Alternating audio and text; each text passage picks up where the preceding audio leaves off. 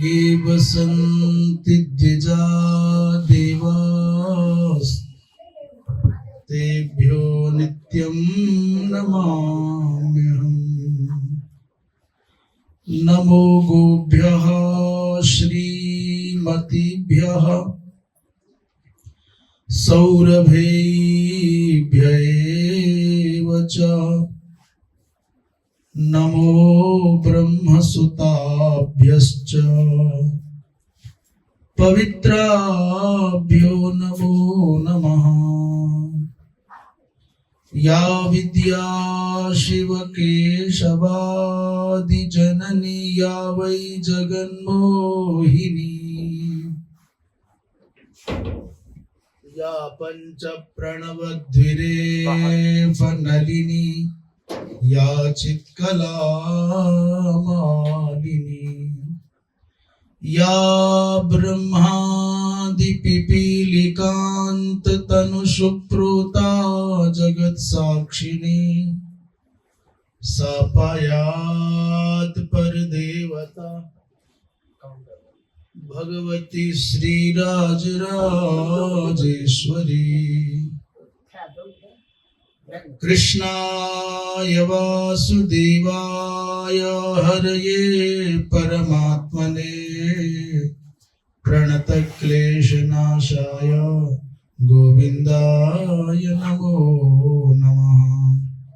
रामाय रामभद्राय रामचन्द्राय वेधसे रघुनाथाय नाथाय सीतायाः पतये नमः। श्रीमन्नारायण नारायण नारायण श्रीमन्नारायण नारायण नारायण भजमन नारायण नारायण नारायण भजमन नारायण नारायण नारायण।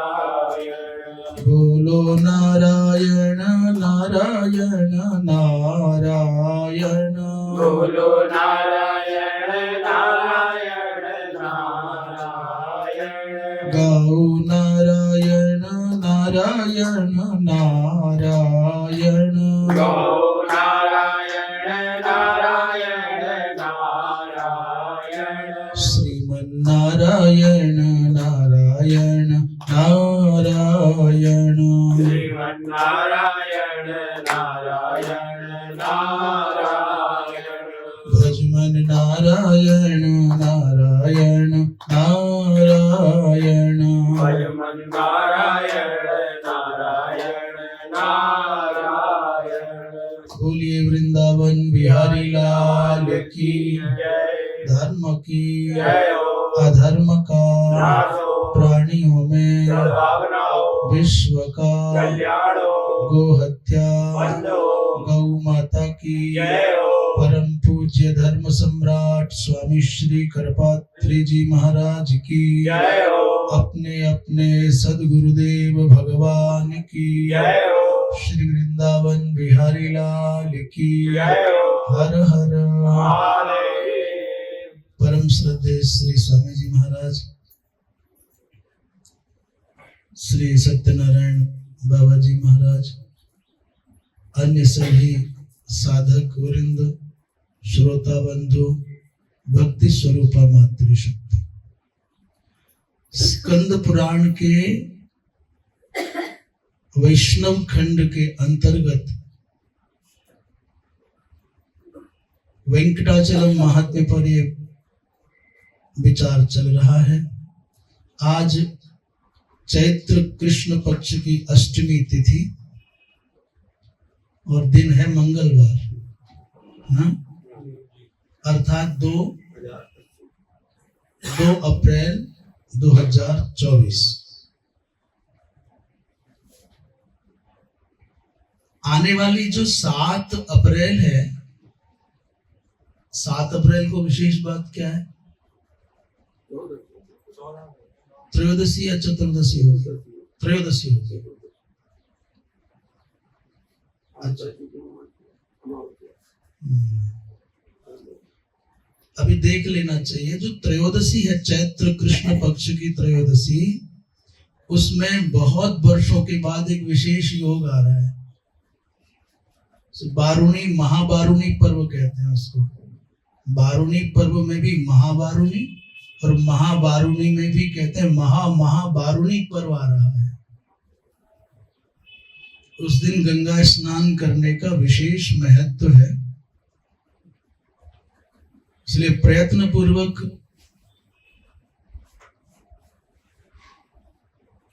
यदि गंगा के समीप जा पाना संभव हो तो गंगा स्नान करें, और यदि गंगा स्नान न कर सके तो जो समीपस्थ दिव्य तीर्थ हो, दिव्य समुद्र गामिनी नदी हो, उसमें गंगा की भावना करके स्नान करना चाहिए।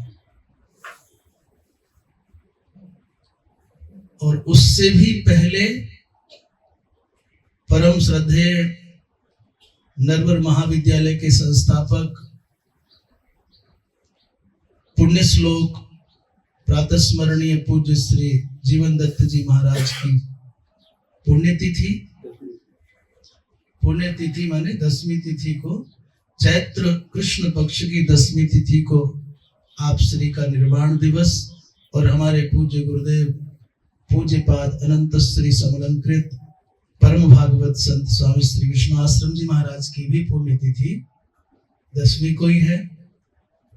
तो यथायोग्य जैसा भी बने वैसा गुरुजनों का स्मरण करते रहना चाहिए।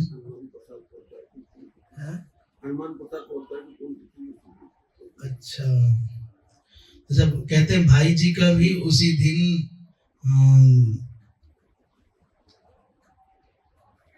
इस लोक की यात्रा का समापन हुआ। भाई श्री अर्थात कल्याण के संपादक श्री हनुमान प्रसाद पोद्दार जी की जीवन यात्रा का भी। बोलिए वृंदावन बिहारी लाल की। कल प्रसंग चल रहा था कि भगवान नारायण ने श्रीनिवास ने कहा कि मैं इमली के वृक्ष में निवास करता हूं। जब हमने ये नहीं पढ़ा था प्रथम बार, तब से पहले इमली के वृक्ष के प्रति कोई बहुत श्रद्धा नहीं थी। और चंपा इतना महत्वपूर्ण है ये भी हमारी दृष्टि में नहीं था। शास्त्रों का स्वाध्याय करने से, सत्संग करने से इसी प्रकार धीरे धीरे जाने बिनु न हो ये प्रतीति और बिनु प्रतीत हो ये नहीं प्रीति। जब तक आप जानोगे नहीं तो कैसे प्रतीति होगी, और जब तक प्रतीति नहीं होगी तब तक प्रीति कैसी बनेगी। हम प्रत्यक्षतया अपना उदाहरण दे रहे हैं कि इमली के वृक्ष में इसके बाद हमारी आस्था बनी। संस्कृत में तिंतड़ी कहते हैं इमली को, और चंपक कहते हैं चंपा को। श्री हरे निवास भूतः तिंतड़ी और लक्ष्म्याः निवास भूतः चंपकः। तो जैसा कि भगवान ने राजा तोंडमान को स्वप्न के माध्यम से आदेश दिया और वसुमान के माध्यम से जो आवेशात्मक प्रेरणा दी, उसका परिणाम तोंडमान ने भव्याति भव्य दिव्य देवालय बनाया, स्थापना हुई, सब यथावत। स्वामी पुष्करणी तीर्थ की महिमा क्या है, इस विषय में एक दृष्टांत बड़ा प्रसिद्ध है। कहते हैं एक समय कोई दाक्षिणात्य ब्राह्मण, वशिष्ठ गोत्रीय सामवेदीय ब्राह्मण, उनका गोत्र था वशिष्ठ और सामवेद उनका वेद है। ऐसे ब्राह्मण देवता गंगा स्नान के लिए सपत्नीक चले दक्षिण भारत से उत्तर भारत की ओर। तो वो जमाना, वो समय ऐसा था, पैदल पैदल चलना पड़ता था। सपत्नीक है, दिन भर चले, सायंकाल हुआ, कोई गांव मिला, अतिथि के भाव से सम्मान करने वाले लोग मिले, ठहर गए। महाराज गजब ये हुआ कि अभी आधी यात्रा भी संपन्न ठीक से हुई नहीं, तब तक उनकी धर्म पत्नी को प्रसव की पीड़ा हो गई।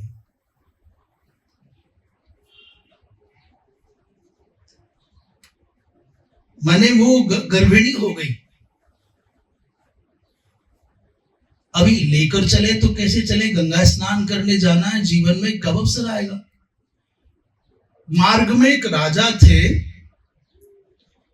तो उसने ब्राह्मण देवता ने उस राजा के दरबार में जाकर के निवेदन किया, भगवान इमाम मम भार्याम, मेरी ये धर्म पत्नी में तीर्थ यात्रा के लिए चला गंगा स्नान हेतु, और ये घटना घट गई है, इसे आश्रय दीजिए। कैसा अनुपम भारतवर्ष रहा होगा कि एक ब्राह्मण निर्भीक होकर के निर्भयता के साथ एक सम्राट के पास सहयोग मांगता है कि ब्राह्मणी मेरी धर्म पत्नी का संरक्षण आप करो, और मैं गंगा स्नान करके लौट आऊंगा, वर्ष भर में संवत्सर लगेगा। अद्भुत बात देखिए कि राजा ने भी स्वीकार कर लिया। आज हम हमारे घर में हमारे बच्चों की सुरक्षा की गारंटी नहीं ले सकते, और वो भारतवर्ष ऐसा है कि वर्ष भर बाद लौट के आऊंगा, मेरी भार्या का संरक्षण करना राजन तुम्हारा ना हमारी प्रजा का व्यक्ति है, बाहर देश का कोई ब्राह्मण आया है, और राजा स्वीकार कर लेता है। हमें तो ऐसा भारतवर्ष चाहिए।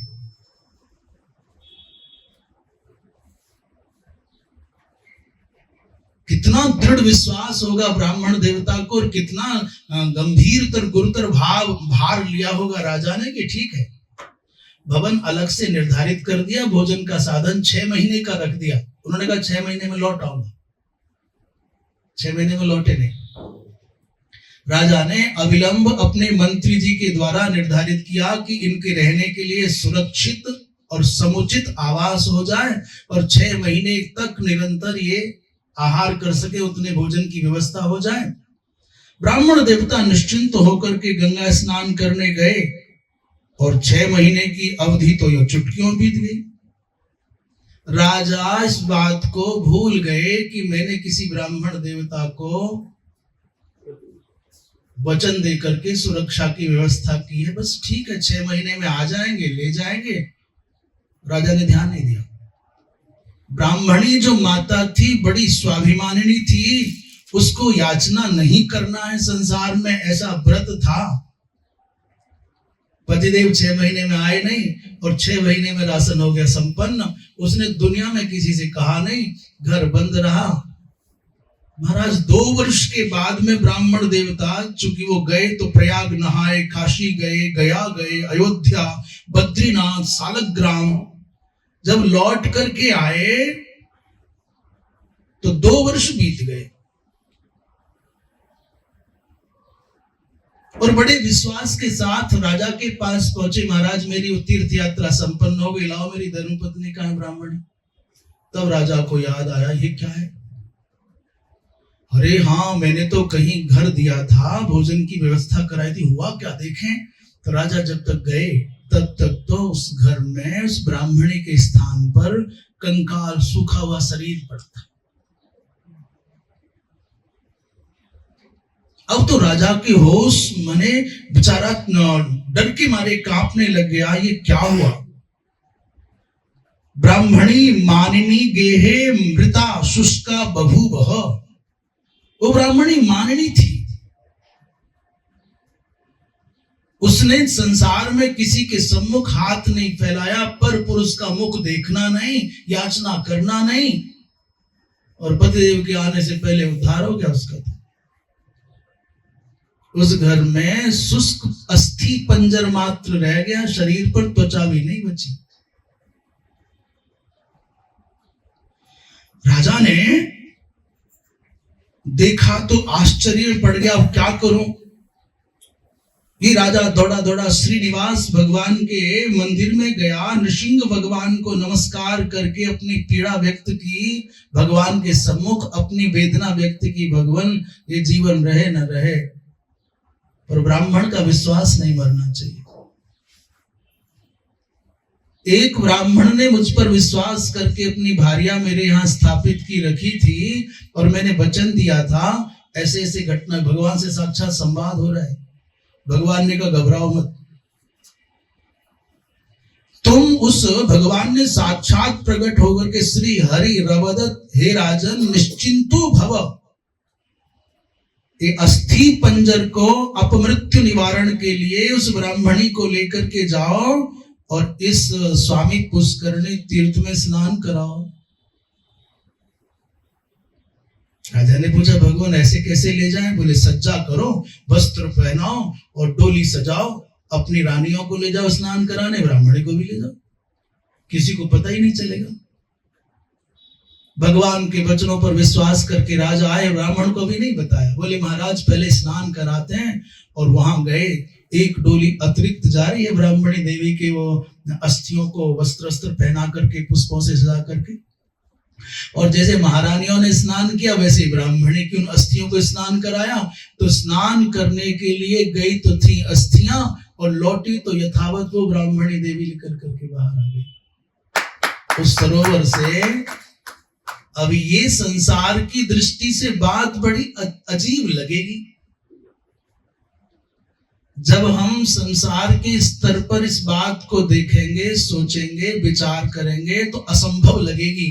परंतु जब आप भगवान की सर्व सामर्थ्यशालिनी कृपा पर विचार करेंगे तो संसार में कुछ भी असंभव नहीं। मनुष्य की अपनी ओर से सोच प्रारंभ होगी तो असंभव असंभव असंभव ऐसा भी कहीं होता है क्या?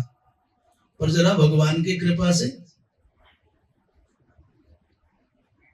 भगवान की ओर से विचार करोगे तो अघटित घटना पटियसी, जो अघटित घटना पटियसी माया के मायापति हैं भगवान, उनके लिए क्या संभव है? वहां स्नान करने के लिए गई तो अस्थि मात्र थी, निकल करके आई तो ब्राह्मणी आ गई।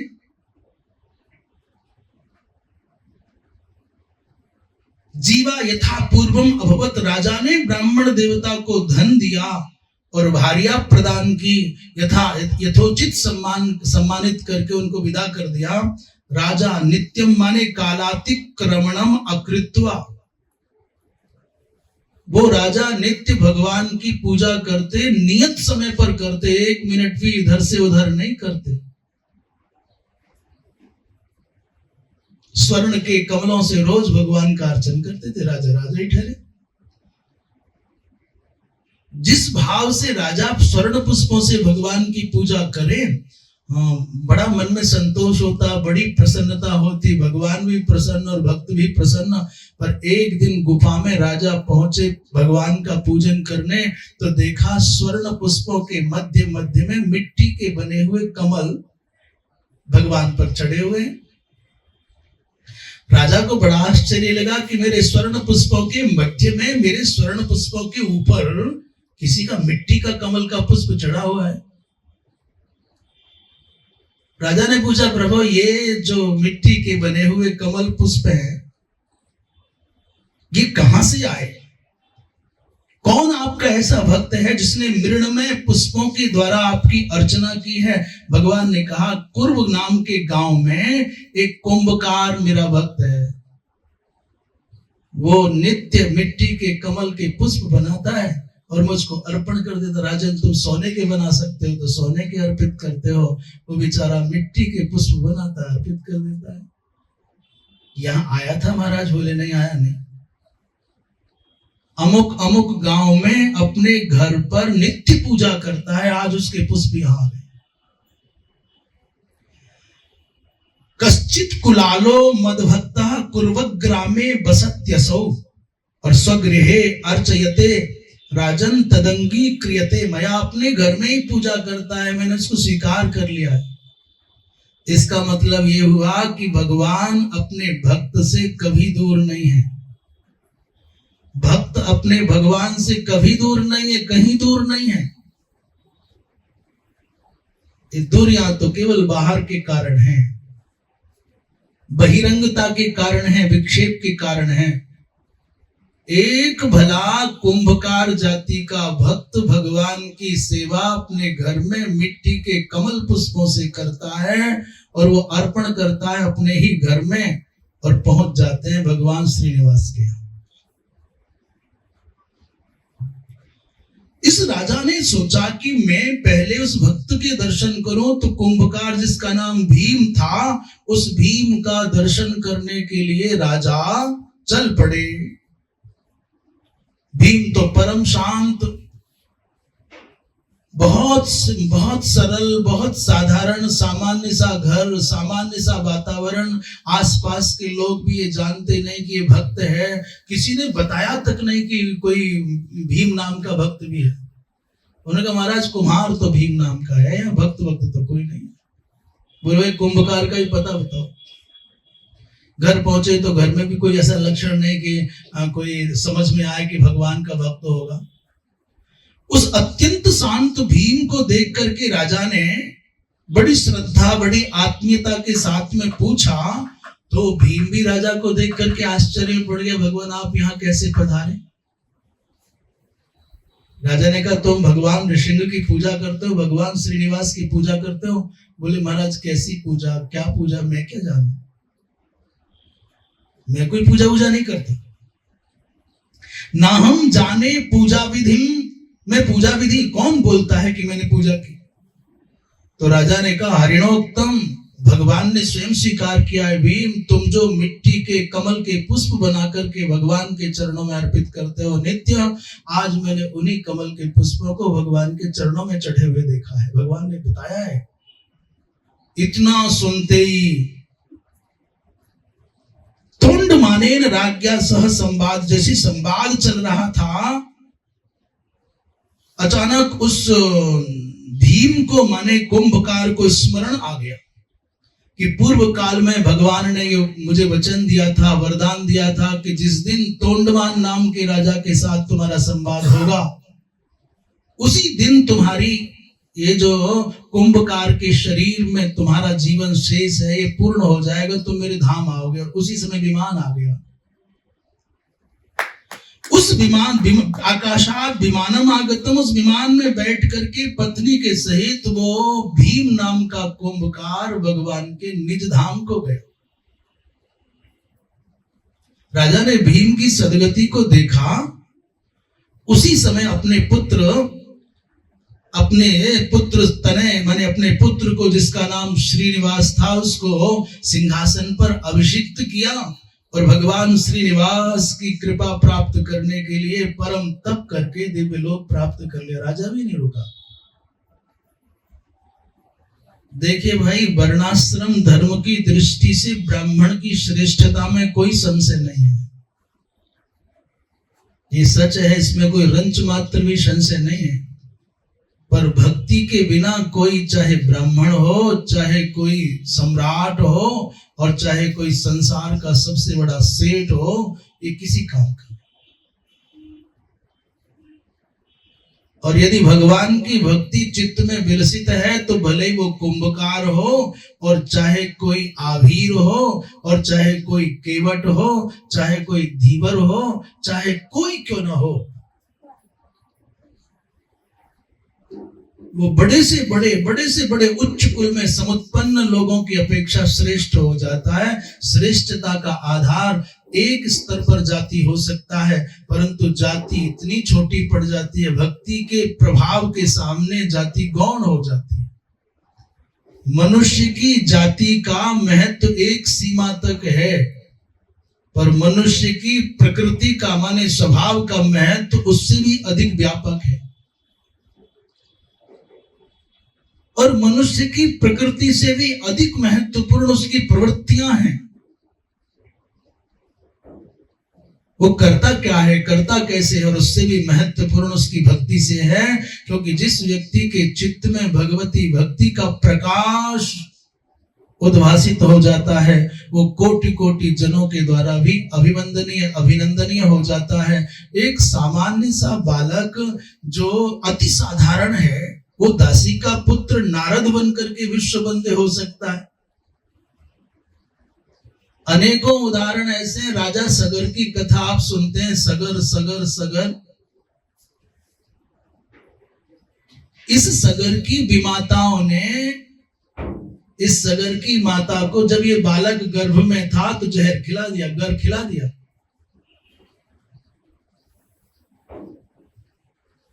और जानते हैं, पिता राज्यहीन थे, राज्य भ्रष्ट वन में रहते थे। शत्रुओं से पराजित इसके पिता जंगल में थे, और वो ऋषि की कृपा रही, जंगल में थे तदपि भैया। देखिए ईर्ष्या ऐसी खतरनाक है, जलन, ईर्ष्या, ये जो दुर्भाव मन में आता है, असूया, अभिमान, ईर्ष्या इतनी भयंकर आग है कि मनुष्य को अंदर से जला करके भस्म कर देती है।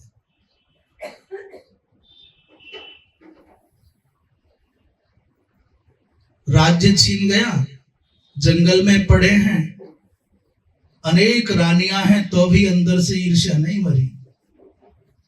इतनी प्रतिकूलता देख ली, इतना विनाश देख लिया, इतना पराभव देख लिया, परंतु सगर की मां जब गुरबिणी हुई तो दूसरी माताओं के मन में ये ईर्ष्या आ गई कि अरे ये माता बन जाएगी तो हमको कौन पूछेगा,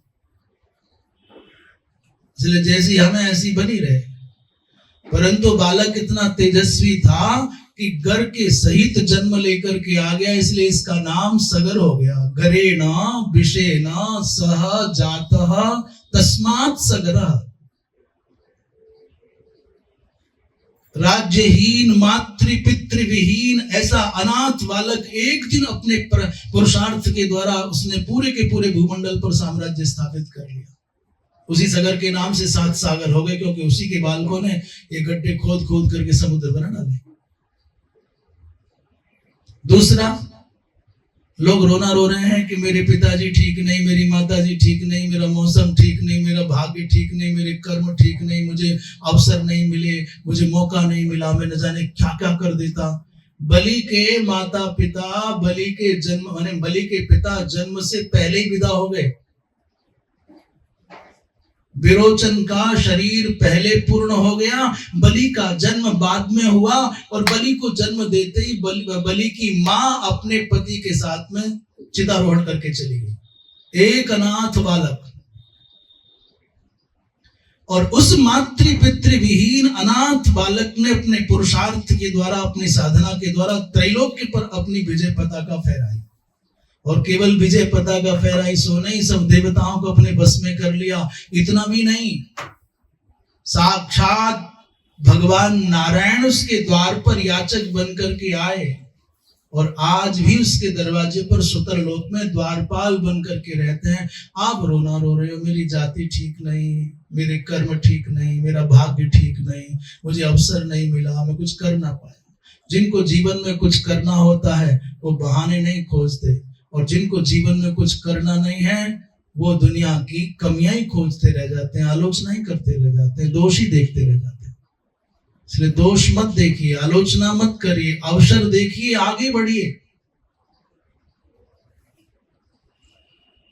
ये भीम नाम का कुंभकार, जिसको पड़ोसी भी नहीं जानता कि भजन करता है, हम तो अपने चंदन से, अपनी माला से, अपने वेश से, अपने केस से, अपने परिवेश से शो करना चाहते हैं, दिखाना चाहते हैं कि हम बहुत श्रेष्ठ हैं। कभी मौन का नाटक करते हैं, कभी एकांतवास का नाटक करते हैं, कभी जप का नाटक करते हैं, और पूरी ताकत लगाते हैं कि दुनिया माने कि हम महान हैं, और उसका पड़ोसी नहीं जानता कि इसके घर में क्या हो रहा है।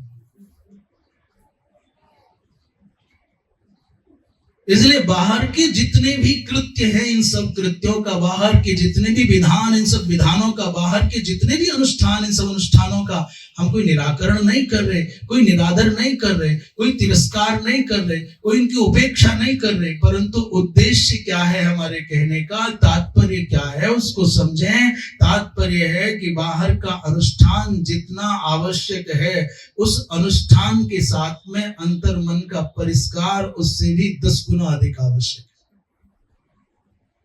अंतर मन का परिष्कार नहीं हुआ, अंदर सौम्य भाव नहीं आया, अंदर से शांति ना आई, अंदर से सरलता नहीं आई, अंदर से निष्कपटता नहीं आई, तो फिर तुम्हारी माला, तुम्हारी पूजा, तुम्हारी सेवा केवल एक अभिनय बन करके रह जाएगा, व्यर्थ चला जाएगा। भाई कुछ तो तुम्हारे जीवन में अंदर से परिवर्तन झलकना चाहिए ना, दिखना चाहिए ना।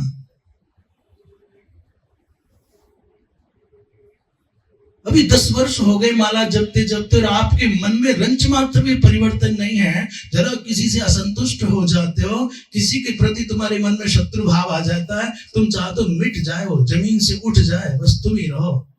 और वो उल्लू होता है जो उजाड़ चाहता है, कोई दूसरा ना रहे। केवल उल्लू है महाराज जी धरती पर जो उजाड़ चाहता है, दूसरा ना रहे। वो शिष्य शिष्य नहीं है, वो सेवक सेवक नहीं, वो भक्त भक्त नहीं, वो पुत्र पुत्र नहीं है। जो अपने अतिरिक्त दूसरे को टिकते हुए देखना नहीं चाहता, वो प्रच्छन्न शत्रु है, अपना भी और अपने गुरु का भी। वो क्यों आता है मन में कोई दूसरा ना रहे भाई? सिर्फ मैं रहूं, केवल मैं रहूं, फिर क्या होगा? ऐसा व्यक्ति दो तरह से मार खाता है बेचारा। बाहर के लोग कहते हैं उसी के कंट्रोल में, उसी की मुट्ठी में, उसी के बस में है, और अंदर जाए तो आंसुओं का सामना करे, क्लेश का सामना करे, महात्मा मर जाए।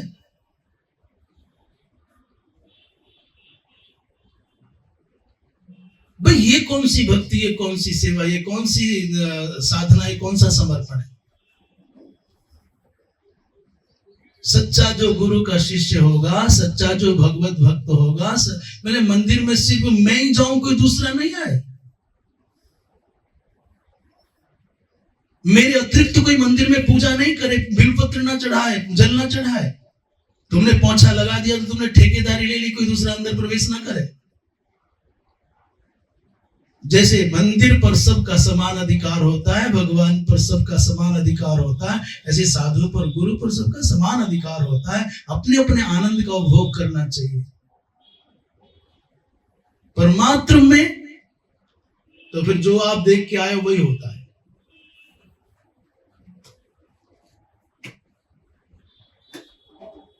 महाराज स्वामी पुष्करणी तीर्थ में ऐसा अद्भुत सामर्थ्य कि उसमें स्नान करने मात्र से ब्राह्मणी का जो अस्थि पंजर था वो पुनः जीवन प्राप्त कर लिया। और इस दृश्य को देख करके राजा के मन में अतिशय प्रीति बढ़ी। और दूसरी घटना घट गई कि वो जो भीम नाम का कुंभकार था, जो बेचारा अपने घर में पूजा करता है, ऐसे फूल भी नहीं है, वो बेचारा श्रद्धा से मिट्टी के फूल बनाता, भगवान को चढ़ा देता। और वो देखा कि भगवान के चरणों में चढ़े। राजा ने कहा धन्य है, इसलिए क्या रखा है साम्राज्य में, क्या रखा है संपदा में, क्या रखा है सांसारिक प्रतिष्ठा में, सम्मान में। उसी समय अपने पुत्र को राजा बनाया, वन में गए, तप किया, और वो भी दिव्य लोक प्राप्त कर लिए। ये साधना का पथ तो आनंद का पथ है, ये आक्रोश का पथ नहीं, प्रतिशोध का पथ नहीं है, ये अग्नि का पथ नहीं है। स्वामी पुष्करिणी में स्नान करने का महात्म्य एक बहुत सुंदर कथा और आ रही है। बोलिए वृंदावन बिहारी लाल की। अभी इसलिए हम कहते हैं 18 पुराण नहीं पढ़े हो तो मनुष्य की शंकाओं का समाधान नहीं हो महाराज। जैसे हम पूछ लें कि एक ब्राह्मण देवता जिनका गोत्र कश्यप था, जो राजर्षि परीक्षित को तक्षक के डस लेने के बाद भी अपनी विद्या के द्वारा जीवन दे सकते थे, उन कश्यप का क्या हुआ? वो तक्षक नाग से धन लेकर के लौट गए, फिर क्या हुआ उनका? बोले किसी को नहीं पता क्या हुआ, परंतु स्कंद पुराण उत्तर देता है क्या हुआ। सूत जी महाराज कहते हैं, महात्मा हे ऋषियों, राजर्षि परीक्षित जो पांडवों के साम्राज्य का अपने कौशल के द्वारा संचालन करते थे, एक दिन मृगया खेलने के लिए गए। अच्छा, ये तो आप जानते हैं कि राजा ने कलयुग का निग्रह करते समय उसको 4 स्थानों पर बांध दिया। कौन कौन से 4 स्थान थे? द्यूतम पानम स्त्रियस्सूना, माने द्यूत जहां जुआ खेला जाए, पानम जहां मदवर्धक पदार्थों का पान किया जाए, और स्त्रियां माने व्यभिचार के केंद्र हो, और सूना माने जहां हिंसा की जाए, पशु काटे जाए। मैं तो कहता हूं कि पशुओं के काटने के स्थान पर भले कलयुग ना हो, पर जब आप किसी की भावनाओं को काटते हैं, किसी का सम्मान काटते हैं, किसी का हृदय काटते हैं, तो वह कलयुग जरूर रहेगा। इस हिंसा शब्द को केवल पशुओं के काटने तक सीमित मत करना। जब आप अपने मन से, अपनी वाणी से, अपने व्यवहार से किसी की हिंसा करेंगे, वही कलयुग होगा। और पशु के काटने की जगह 10% कलयुग होगा। तो जहां आप मनुष्य की भावनाओं को काटोगे, वहां पर 100% कलयुग होगा। उस कलयुग ने कहा कि महाराज आपके राज्य में तो चारों काम होते ही नहीं है, कहां जाऊं, कुछ और बताओ। तो राजा ने उसकी भावना समझ करके एक पंचम स्वर्ण दे दिया।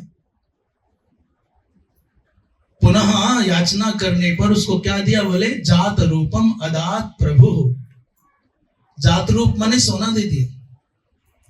अन्यायोपार्जित स्वर्ण में कलयुग रहता है और न्यायोपार्जित स्वर्ण में कृष्ण रहते हैं। दोनों में क्या अंतर है? बोले अन्यायोपार्जित स्वर्ण में कौन रहता है? कनक में कौन? बोले कलयुग। और न्यायोपार्जित कनक में कौन रहता है? बोले कृष्ण। कैसे पता? बोले भगवत गीता में भगवान कहते हैं मैं धातुओं में कांचन हूं, स्वर्ण हूं, भगवान कह रहे। और यहां कलयुग ने मांगने पर पंचम स्थान दिया, तो सोने में कलयुग का निवास बता दिया, तो क्या विभाजन करोगे? पर मैं आपको निवेदन करूं कि कलयुग में तो भगवान रहते हैं कि नहीं रहते पता नहीं, पर कलयुग ही रहता है। जिस व्यक्ति की स्वर्ण पर दृष्टि पड़ जाती है, उसको हरण करने के लिए पूरी ऊर्जा लगा देता है।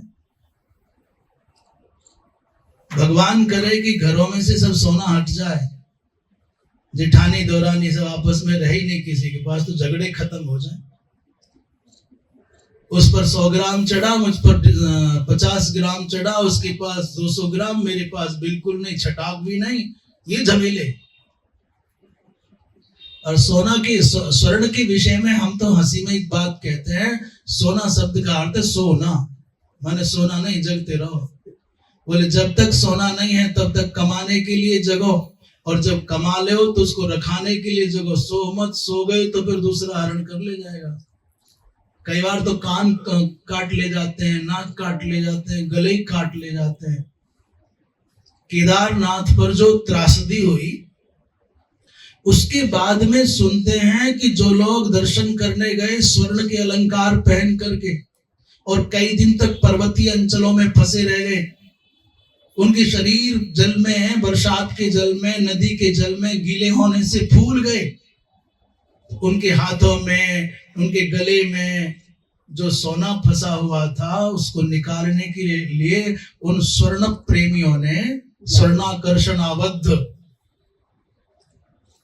धन पशुओं ने उन प्राणियों के शरीर काट काट करके सोना इकट्ठा कर लिया। और कई तो ऐसे लोग देहरादून में पकड़े गए जिनके पास झोलियों में बहुत सोने के अलंकार थे। तो पूछा कैसे पाए? बोले ऐसे पाए। कलयुग में तो सोना देखते ही हिंसक वृत्ति का व्यक्ति उसको पाने के लिए दूसरे को मारना भी पड़े तो मारता है, फिर नहीं पूछता है न्याय से कमाया कि अन्याय से कमाया। और तो मनुष्य की तो छोड़ो, भगवान यदि अच्छे से चमकते हुए सोने के अलंकार पहने बैठे हों और दर्शक दीर्घा में वो जो नकली भक्त आ जाए ना ताक लगाने के लिए, तो मौका लगते भगवान के अलंकार और चुरा ले जाए। भगवान को भी छोड़ने को राजी नहीं। अस्तु कथावाचक महानुभाव तो ये कहते हैं कि देखो, यदि हम ये कह दें कि इसमें कलयुग का वास है तो यजमान फिर चढ़ावेगा नहीं। फिर वो स्वर्ण का सिंहासन हो, उस पर भागवत जी रख करके दान करने का जो शास्त्रीय वचन है, और मुद्रिका दे और गले में चैन पहनाओ, ये जो शास्त्रीय वचन है इसका क्या होगा? इसलिए वो कहते हैं साहब, अन्यायोपार्जित जो सोना है उसमें कलयुग है, और भागवत जी के नाम पर जो न्यायोपार्जित सोना मिलता है वो तो परम अमृत है। ये देखो यहाँ पर बात तो भाई देखो, उसमें उनकी कोई मिथ्या नहीं है। भगवान कृष्ण गीता में कह रहे हैं, परंतु सुबुद्ध व्यक्ति को वो स्त्री शरीर में हो चाहे पुरुष शरीर में हो, यदि उसको भगवान अभिष्ट है, भगवान से प्रीति है, तो फिर कलह की जड़ इस स्वर्ण से अपने मन को हटा ले। स्वर्ण के आकर्षण से जब तक मनुष्य का मन विलग न होगा, विरत न होगा, तब तक सुरक्षित और शांत होकर के भजन नहीं कर पाए। महात्मा कोई जंगल में नदी के किनारे बैठा है, बढ़िया चमकती हुई हाथ में क्या, गले में, तो कई भगत देख रहे होंगे, कलयुग के भगत, कि बाबा है जा अकेलो तो बता देंगे, तो फिर ठीक लगेगा, हम पे ठीक लगे। बोली वृंदावन बिहारी लाल की। हाँ, तो कश्यप गोत्रीय ब्राह्मण देवता, अच्छा, राजर्षि परीक्षित क्या मृगिया खेलने के लिए जब जाने लगे, तो जिसके पास में विकल्प बहुत होते हैं ना, जूता चप्पलों के विकल्प हों, खड़ाओं के विकल्प हों, मालाओं के विकल्प हों, एक जैसी पहनते पहनते मन हो जाता है, बोले आज इसे पहने, आज उसे पहने। जैसे कपड़ा जिसमें एक है वो क्या बदले बेचारा, पर जिसमें कई ड्रेस है तो बदल बदल के दिखाएगा ना। राजा के यहाँ मुकुटों का कोई अंत नहीं था। उन मुकुटों के मध्य में एक बहुत विशाल मुकुट जो जरासंध को पराजित करके भीम लाए थे, परीक्षित ने सोचा कि ये बहुत गजब का चमकते हुए सोने का है, इसे पहन के चलो। तो वो जरासंध को पराजित करके लाया गया सोने का मुकुट था, उसको धारण करके परीक्षित मृगिया खेलने के लिए गए। हिंसा भी की और सोना भी संग में है, इसलिए मनोवृत्ति में परिवर्तन आ गया। अच्छे भले भजन करते साधना में बैठे महात्मा के प्रति संदेह हो गया, ये कोई नकली आंख बंद करके बैठा हुआ महात्मा है, उठ करके मेरा सम्मान नहीं कर सकता, मैं परीक्षा करके देखूंगा इसकी साधना सच्ची है कि कच्ची है। तो पड़ा हुआ मरा सर्प उसके गले में डाल दिया महात्मा के, और सर्प डाल करके लौट आए।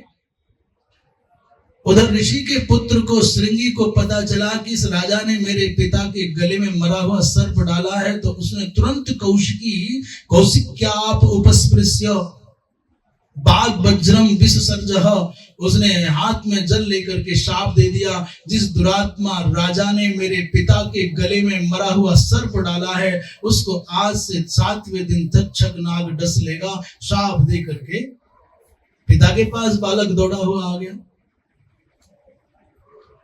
और पिता को कहा कि पिताजी आप निश्चिंत रहिएगा, ऐसा नहीं कि कोई भी आएगा आपका अपमान कर जाएगा, मैं आपका अपमान नहीं होने दूंगा। मैंने इस राजा को 7वें दिन तक्षक नाग डसेगा ऐसा शाप दे दिया है। महात्मा पूज्य महाराज श्री कहते कि अबे एक राजा आया तो महात्मा की समाधि नहीं भंग हुई, गले में मरा हुआ सर्प भी डाल दिया तो सर्प के स्पर्श से भी पता नहीं चला, तो भी ध्यान भंग नहीं हुआ, और 5 वर्ष का बालक आकर के रो पड़ा तो आंखें खुल गई।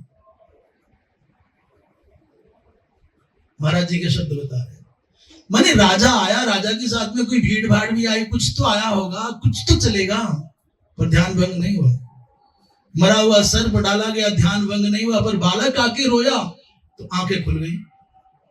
ये भगवान की लीला है। क्या है कि नेत्र खुले और पता चला कि राजा को शाप दे दिया इस बालक ने, तो महात्मा ने अपने बालक का, पुत्र का कोई सम्मान नहीं किया। अभी तो कहा कि अरे तुमने धर्मात्मा राजा को शाप दिया, अराजक इस राज्य में, राजा के बिना इस राज्य में चोरों का बाहुल्य हो जाएगा, हिंसकों का बाहुल्य हो जाएगा, हम जैसे साधु निर्भय होकर के भजन कैसे कर पाएंगे। ये महाभागवत राजा परीक्षित, और तुमने शाप देकर अच्छा नहीं किया। भगवान से हाथ जोड़ करके प्रार्थना करते हैं शमीक ऋषि, प्रभु मेरे अबुद्ध बालक के इस अपराध को क्षमा करना, आपके अनन्य भक्त को इसने शाप दिया है। और गौरमुख नाम के शिष्य के द्वारा राजा तक संदेश पहुंचाया है, भगवान अपने उद्धार का उपाय कर लो, आपको 7वें दिन तक्षक के द्वारा डसे जाने का शाप मिल गया है। राजा ने भी आत्म कल्याण के लिए यथा संभव प्रयत्न किया। महाभारत के परीक्षित में और भागवत जी के परीक्षित में, श्रीमद् देवी भागवत और स्कंद पुराण आदि के परीक्षित में एक अंतर है। केवल भागवत के परीक्षित को ये याद आता है कि मुझे कहीं नहीं जाना, भगवती भागीरथी के तट पर बैठ करके भागवत सुननी है सुखदेव जी के द्वारा। बाकी अन्यत्र सर्वत्र वो राजा कथा सुनने में मन नहीं लगता।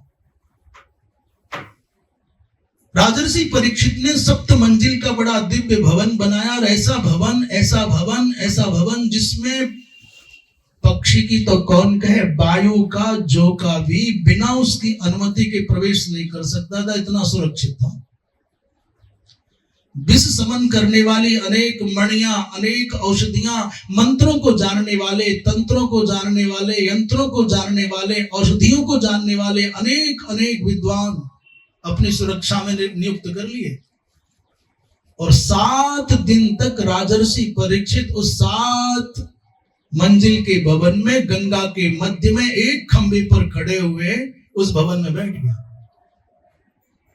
महाभारत में भी यही कथा है, देवी पुराण में भी यही कथा है, और यहां भी यही है।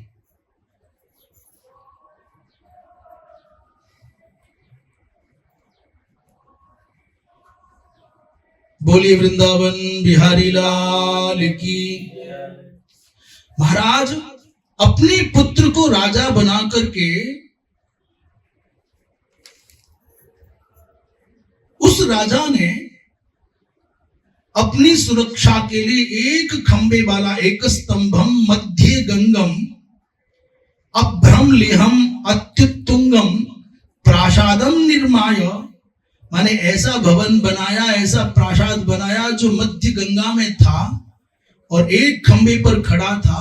अभ्रम लिया माने अभ्र कहते हैं बादलों को, अर्थात उसका जो उच्च शिखर था भवन का, वो बादलों को टच करता था, छूता था, इतना ऊंचा। अत्यंत उत्तुंग प्रासाद में जहां महागारुण मंत्रज्ञ और औषधियों को जानने वाले उन महापुरुषों से सुरक्षित होकर के भवन में बैठा है। 7वां दिन आज प्रारंभ हो गया, तो राजा एक एक दिन करके निकलता जाता, और जितना जितना दिन निकलता उतना उतना निश्चिंत हो जाता। अब 7वां दिन आज है, अब क्या होगा। उधर 7वां दिन आरंभ होते ही तक्षक चला अपने स्थान से ब्राह्मण का वेश बना करके, बढ़िया बन ठन करके। क्या कहते हैं ब्राह्मण जब चलते हैं तो बड़ा धोता बड़ा पोथा, पंडिता पगड़ा बड़ा, बड़ी सी पगड़ी लगाई, बढ़िया चंदन लगाया, माला बड़ी बड़ी पहनी, और 10-20 मोटे मोटे ग्रंथ और इधर उधर लाद लिए, चल पड़े। रास्ते में आए तो ऐसा कहते हैं सुखताल की घटना है, ऐसा हाँ गुरुजनों के मुख से सुनते हैं, भेड़ा हेड़ी पर मुलाकात हुई और मोरना से लौट गए। तो सुनते हैं कि जैसे यहां से तक्षक ब्राह्मण के स्वरूप में, ब्राह्मण के वेश में चला जा रहा था बना ठना, उसी समय कश्यप गोत्र के एक ब्राह्मण देवता जो विलक्षण विष को नष्ट करने वाली विद्या जानते थे, वो घर से चले। अपने बड़ा परिवार था, आय के साधन नहीं थे। घरवाली ने कहा जी देखो महाराज को आज तक्षक डसेगा, तुम्हारे पास विद्या है, जाओ राजा के प्राण बचा देना, बदले में दक्षिणा मिलेगी तो घर का खर्चा चलेगा। वो कश्यप नाम कश्यप गोत्री ब्राह्मण देवता भी बने ठने बड़े सजे धजे चल करके आ रहे थे, दोनों की मुलाकात हो गई। तक्षक ने देखा ये है तो कोई विशेष, कौन है पता करे। पता किया भाई कौन हो, महाराज मैं कश्यप गोत्री ब्राह्मण देवता हूं, क्या विशेषता है आपकी।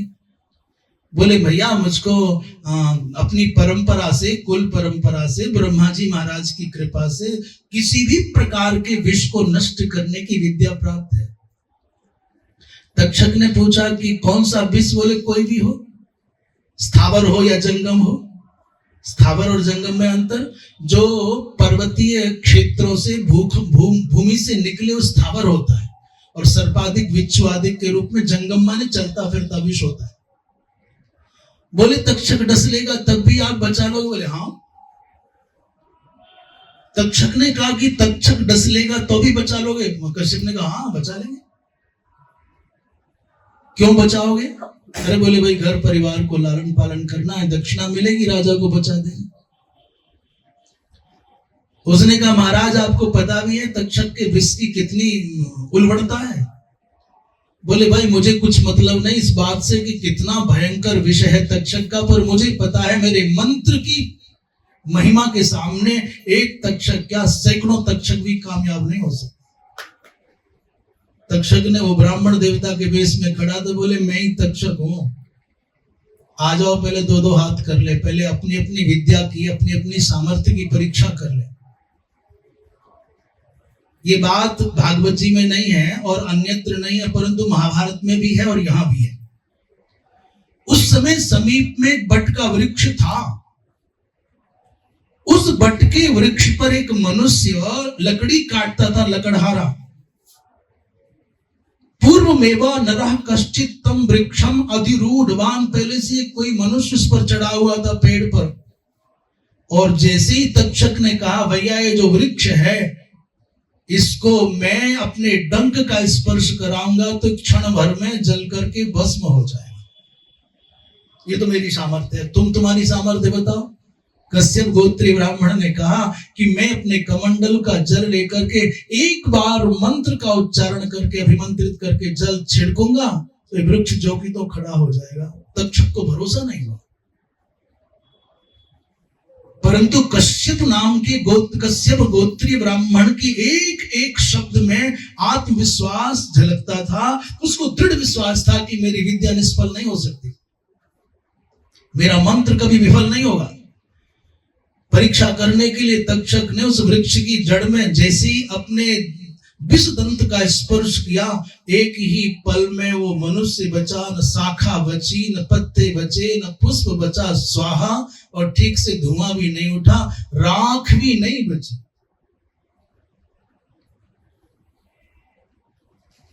पर तक्षक के इस चमत्कार को देख करके कश्यप गोत्रीय ब्राह्मण को कोई आश्चर्य नहीं हुआ। आश्चर्य होता, आंखें फटी रह जाती, अरे ये क्या हो गया, मैं क्या करूं? कुछ नहीं। धर्मशील व्यक्ति मिथ्या चमत्कार से कभी प्रभावित नहीं होता। चमत्कारों से प्रभावित वो होते हैं जो बिना श्रम के निखट्टू होकर के फ्री में बैठकर खाना चाहते हैं। समस्याएं हमारी, समाधान बाबा कर दो। खोटे कर्म हमारे और जादू की छड़ी घुमाओ महाराज आप। ऐसे लोग चमत्कारों को बहुत सम्मान देते हैं, उनके पीछे बहुत भागते हैं, परंतु जिनको अपने कर्म पर विश्वास है, अपने कर्तव्य पर जो आरूढ़ हैं, उनको मिथ्या चमत्कारों में आस्था नहीं रहती।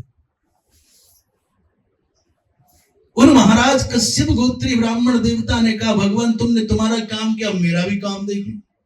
उन्होंने अपने कमंडल का जल लिया और कोई मंत्र, कोई विद्या का उच्चारण किया। भैया उसी समय जैसे ही उस स्थान पर जहां वो वृक्ष था और थोड़ा बहुत जो भस्म बची थी उस पर जल के छींटे दिए तो कुछ ही पल में वो पुनः जो की तो वृक्ष खड़ा हो गया और वो मनुष्य जो लकड़हारा लकड़ी काटता था वो भी बैठा, वो जो चिड़ियों के घोंसले थे वो भी चौकी तो हो गए। तक्षक ने अपना सर पकड़ लिया, भाई ये क्या बवाल है। अब तक्षक समझ गया कि यहां ये विवाद करने से विजय नहीं होगी। उसने बड़ी चतुराई से एक लीला खेली। उसने कहा देखो भाई ब्राह्मण देवता, मेरा अपना इस परीक्षित के साथ में कोई बैर नहीं है। मेरा क्या, मैं क्या जानू परीक्षित कौन है। मैं तो केवल किसी ब्राह्मण की प्रतिष्ठा के लिए इतना परिश्रम करके जा रहा हूं। यदि आज मैंने इस राजा को नहीं डसा तो इस संसार में ब्राह्मण के वचनों पर कोई विश्वास नहीं करेगा, ब्राह्मण की प्रतिष्ठा धूमिल हो जाएगी। इसलिए मेरा उद्देश्य, मेरा अपना कोई दुश्मनी नहीं है राजा के साथ में। और भैया मैं तो तुम्हारी जाति के सम्मान के लिए जा रहा हूं। तुम्हारे ब्राह्मण के बालक के वचनों को सत्य सिद्ध करने के लिए जा रहा हूं, इसलिए क्या करोगे जाके? वह क्या चाहिए तुमको? धन ही ना चाहिए तो धन तो 4 गुना मैं दे दूं।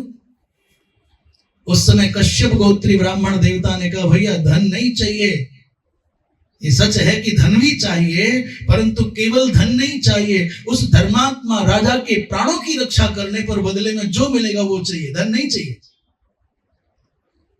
तक्षक ने देखा भाई लोभी भी नहीं है ये डरपोक भी नहीं है ये, और विद्या में मुझसे दक्ष है, तो अब और दूसरा रास्ता अपना लिया। उसने कहा महाराज सुनो, मैं भी कुछ नहीं कर सकता, ऋषि का पुत्र भी कुछ नहीं कर सकता, इस राजर्षि परीक्षित की अवस्था पूरी हो गई है, ध्यान करके देखो। अब कश्यप गोत्री ब्राह्मण देवता ने ध्यान किया तो वास्तव में राजा की अवस्था तो केवल 60 वर्ष थी, और 60 वर्ष का दिन आज ही पूरा हो रहा है। तो उसने सोचा मैं जाऊं भी और अपनी विद्या का प्रयोग भी करूं, और फिर भी राजा जीवित ना हो तो मेरी विद्या का भी तिरस्कार होगा, और बदले में दक्षिणा की तो कौन कहे, जान बचानी भारी पड़ जाएगी। इसलिए सोचा कि जाने से तो अच्छा यहीं पालो। तक्षक ने प्रचुर मात्रा में पर्याप्त सोना चांदी हीरे जवाहरात रत्न आदि दिए। तक्षक भी अमृत पान कर चुका हुआ अमर प्राणी है, इसलिए प्रचुर मात्रा में धन मिल गया। और कश्यप गोत्री ब्राह्मण देवता मोरना माने जहां से लौटे वो जगह मोरना हो गई। आगे की कथा आप चलो, कश्यप की बात बाद में बताएंगे, वो लेकर के धन लौट गए। इधर तक्षक ने देखा सूर्यास्त होने वाला है, बात कोई बनी नहीं, प्रवेश का कोई मार्ग मिला नहीं। उसने और अपनी प्रजाति के भिन्न भिन्न नागों को ऋषियों के, महात्माओं के, ब्राह्मणों के वेश में बुलाया और कहा कि तीर्थ जल और फल और पुष्प लेकर के राजा से भेंट करने के नाम पर अंदर प्रवेश करो। विचित्र विचित्र प्रकार के नागों ने आज ऋषियों का, वैखानसों का, ब्राह्मणों का, महात्माओं का वेश बनाया। बड़े दिव्य दिव्य फलों की टोकरियां ली और बढ़िया बढ़िया सुंदर सुंदर पुष्पों के हार लिए, और कहा दूतों से, द्वारपालों से जाकर के महाराज को कहो कि आज आरण्यक महात्मा तुम्हारा दर्शन करने आए हैं, तुमको आशीर्वाद देने आए हैं, तुमको अपने तीर्थ जल के द्वारा अभिषिक्त करने आए हैं। सूर्यास्त होने वाला था, राजा ने सोचा समय तो निकल गया, अब क्या है, 7वां दिन पूरा होने वाला। प्रवेश की अनुमति दी। ये तक्षक वेश बदल करके लाल रंग का छोटा सा कीड़ा बन करके एक महात्मा के फलों की डलिया में बैठ गया। राजा ने सबका तीर्थ जल लिया, सबके फल लिए। तक्षकोपि तथा तत्र कस्मिंश्चित् बदरी फले, बेर के फल पर बैठ गया। कृमि वेश धरो भूत्वा व्यतिष्ठत् दंशितुम नृपम। तक्षक अंदर प्रविष्ट हो गया, और आश्चर्य की बात देखिए, सारे फलों में से उसी फल पर राजा की दृष्टि गई जिस पर वो श्रीमान जी बैठे, तक्षक बैठा। एक बार राजा ने घूम करके पश्चिम की ओर देखा, सूर्यास्त होने वाला है, लालिमा छा गई आकाश मंडल में, और कहने लगा राजा कि सूर्यास्त होने से पहले पहले आज ऋषि के पुत्र का वचन सत्य हो जाए। तक्षक मुझको आकर के डस ले, क्यों? बोले मिथ्या ऋषि वचो मां भूत, ऋषि का वचन मिथ्या न हो जाए। ये बात उस राजा ने सच में कही कि परिहास में कही, भगवान जाने पर कही। सोचा कि सूर्यास्त होने वाला, क्या ऋषि का वचन सत्य सिद्ध होगा। लाल रंग का कीड़ा देखा तो चमकते हुए कीड़े को देख करके कहने लगा, अरे भैया कीड़े तू ही तक्षक हो जा। मनुष्य के मुख से मृत्यु बोलती है, मनुष्य के मुख से मनुष्य के आने वाला कल बोलता है। आपके अंदर सब कुछ भरा हुआ है, आप समझो न समझो। और महाराज जैसे ही उस कीड़े को लेकर अपने गले पर रखा, अपनी गर्दन पर रखा, एक ही पल लगा, बन करके तक्षक फुर्र, और वहां भस्म भी नहीं बची। तक्षक अपना काम करके भाग गया। इधर अंतिम संस्कार की जो प्रक्रिया थी सो हुई, वो तो आप सब जानते हैं, सब जगह हुआ। ब्राह्मण देवता का क्या हुआ, बड़ा धन लेकर के, ऐसे ऐसी मणियां, ऐसे ऐसे रत्न लेकर के बड़ा प्रसन्न। जब कश्यप गोत्री ब्राह्मण पहुंचा तो जिस गांव से निकल जाता उसी गांव के लोग थू थू करते, धिक्कारते और अपने गांव तक में प्रवेश नहीं करने देते। हट सामने से हट, तू राजा का हत्यारा है, नाग का धन लेकर के आया है, दूषित धन कमा करके लाया है। अब ये सोचता ही नहीं, जानता ही नहीं मैंने क्या बुरा किया है। ये बोल करके अपनी सफाई देने की चेष्टा भी करे, बताए भी कि मैंने क्या बुरा किया भाई, तो कोई सुनने को तैयार नहीं। किसी गांव के व्यक्ति ने पानी के लिए पूछा नहीं, बैठने के लिए पूछा नहीं। और जब गांव में प्रवेश हो गया, अपने घर में गया गांव में, तो गांव के लोगों ने घृणा के मारे इसकी ओर से मुख घुमा लिया। घर के लोगों ने दरवाजा बंद कर लिया। श्रीमती ने इसका मुख नहीं देखा, बालकों ने इसका मुख नहीं देखा। जिन परिवार के लोगों के लिए धन लाया था, उन परिवार के लोगों ने इसका चेहरा भी देखना स्वीकार नहीं किया। समाज ने, गांव ने, महाराज इसका इतना तिरस्कार, इतना अपमान, जहां जाता वहीं घृणा करते लोग। अब ये समझने लगा कि ये धन क्या मेरी जान की आफत हो गया, क्या करूं इस धन का। कभी कभी व्यक्ति धन को इतनी महत्ता देता है, उसके सामने कुछ और समझता नहीं है, पर एक दिन आता है कि धन बोझ बन जाता है, भार बन जाता है, जीवन की आफत बन जाता है। अरे जिस परिवार को सुख देने की चाह में मिथ्याचारी बनकर के धन कमाना चाहते हो, जिस आश्रम को बहुत उत्कृष्ट बनाने के चक्कर में मिथ्या कुछ करके धनार्जन करना चाहते हो, एक दिन जब तुम्हारे समीप आएगा मृत्यु का समय, तो ये आश्रम, ये मठ मंदिर और ये पैसा रुपया और ये चेला चंटारी, ये स्त्री बालक पुत्र, कोई तुम्हारे काम नहीं आएगा। बनी का यार है समाज, संसार, ये संसार का बनी का यार है। बिगड़ी में तो कोई पानी के लिए भी पूछने वाला नहीं मिलेगा। समय जब खराब हो जाए, किसी कारण से खराब हो जाए, समय प्रतिकूल हो जाए किसी भी कारण से, मेरे दोस्त के कारण या तुम्हारे दोस्त के कारण, महाराज समाज पानी के लिए नहीं पूछेगा, अकेले तड़पना पड़ेगा। अब तो उस धन को लेकर के बड़ा दुखी, क्या करूं, कहां जाऊं। अवस्थानम न लेवे सब ग्रामे बाप प्यास श्रमे पिबा। किसी आश्रम में किसी महात्मा ने प्रवेश करने नहीं दिया, न घर में, न आश्रम में, न जनपद में, न प्रांत में, कहीं ठिकाना नहीं मिला। दुखी होकर के ये ब्राह्मण देवता शाकल्य मुनि के पास पहुंचे। संत तो संत ठहरे, इसने रोकर के कहा, महाराज मेरे पास में तक्षक का दिया हुआ ये धन है, मैं दोनों हाथ उठा करके सौगंध खा करके प्रतिज्ञा करके आपसे कहता हूं, मैंने कभी चोरी नहीं की, मैंने कभी झूठ नहीं बोला, मैंने ब्रह्म हत्या नहीं की, मैंने सोना नहीं चुराया, मैंने गुरुतल्प गमन नहीं किया, मैंने कोई पाप नहीं किया। पर न जाने क्या बात है, कोई मुझको पास बैठने नहीं देता, घर वालों ने घर में घुसने नहीं दिया, न जाने क्या अपराध बन गया है। महाराज का समाधान बताओ। साकल्य मुनि ने ध्यान करके देखा और बताया, अरे महात्मन, तुम में भगवान की दी हुई विलक्षण विद्या थी। जो व्यक्ति चिकित्सा करने की सामर्थ्य रखने पर भी किसी रोगी के प्राण नहीं बचाता, उसको ब्रह्म हत्या के जैसा पाप लगता है। चिकित्सा करने की सामर्थ्य होने पर चिकित्सितुम समर्थोपि विष रोगादि पीड़ितम और यो न रक्षति लोकेस्मिन तमाहुर ब्रह्म घातकम। तुम्हारे पास में राजा के प्राणों की रक्षा करने वाली विद्या थी और सामर्थ्य होने पर भी तुमने विद्या का प्रयोग नहीं किया, तुमको ब्रह्म हत्या का पाप लगा है। उसी के कारण संसार में तुम्हारा तिरस्कार है। तुम नाग से धन लेकर के आए हो। तो इसने कश्यप गोत्री ब्राह्मण ने कारण बताया, प्रभु क्या करता, मैंने जान लिया था कि अवस्था पूरी हो गई, तो वहां से तो मिलने की संभावना कुछ थी नहीं, विद्या का अपमान भी होता, इसलिए तक्षक से लेकर के आ गया। महात्मा ने कहा यही चूक हो गई।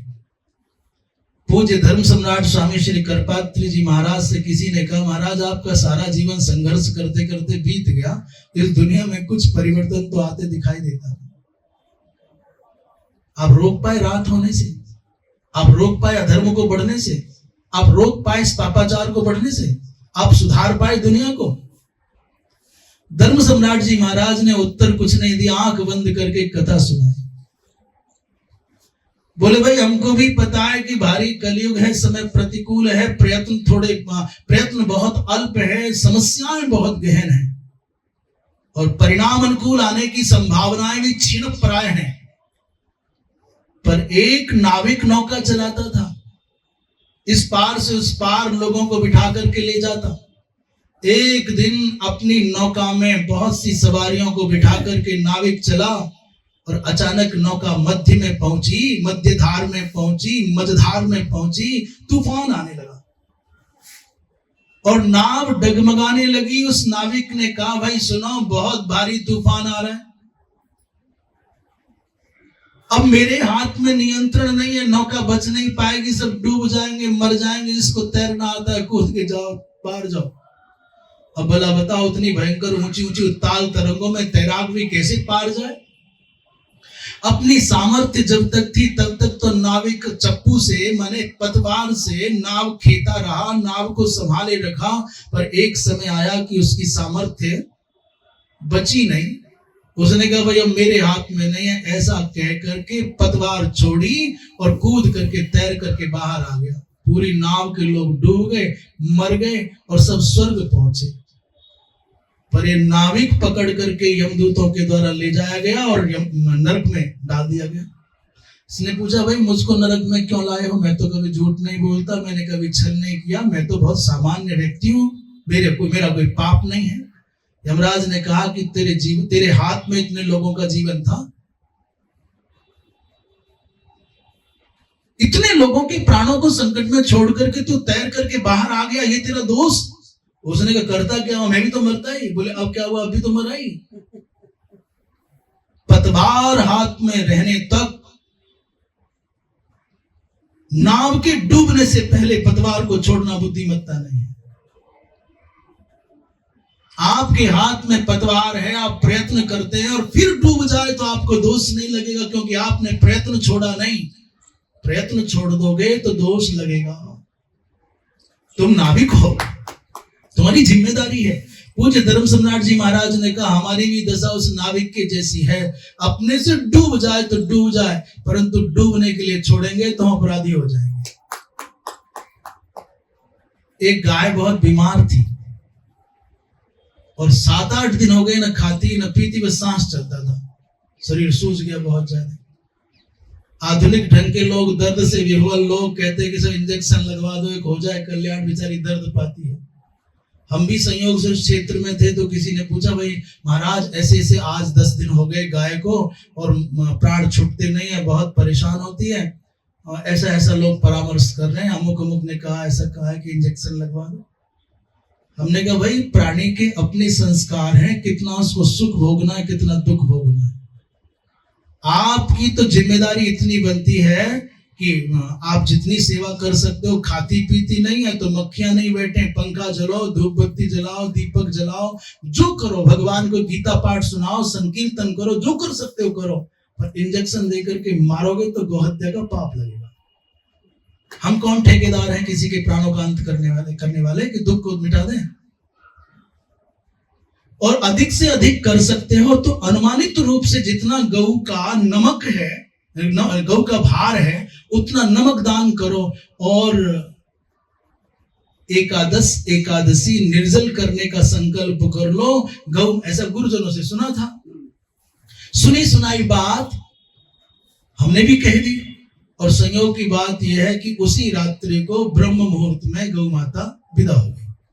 उन्होंने नमक दान का संकल्प किया, एकादशी निर्जला करने का संकल्प किया, प्राणी के प्राण छूट गए। इंजेक्शन लगा करके मारोगे तो मारने का पाप लगेगा।